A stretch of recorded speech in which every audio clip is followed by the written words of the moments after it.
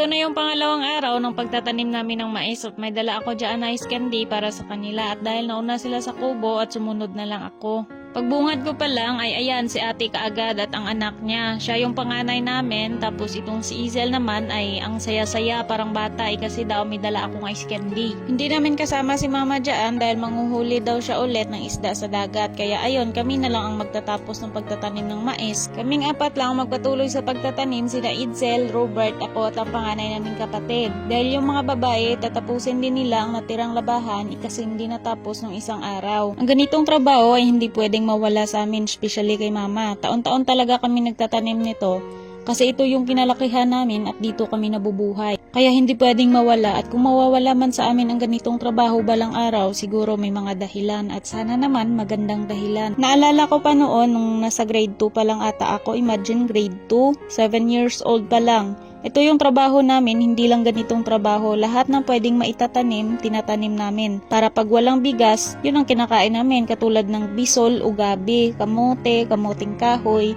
at mga iba't ibang uri ng gulay. Yun ang paraan namin sa bukid para lang makasurvive sa gutom kapag walang bigas. Malungkot man isipin pero wala kaming magagawa kundi ay labanan ang gutom na aming nararamdaman. Hindi madali ang buhay sa bukid kung hindi ka marunong lumaban. At sa awa ng Panginoon na hindi niya kami pinabayaan, kung naghihirap pa rin kami ngayon, okay lang yon dahil darating din na papabor sa amin ng panahon.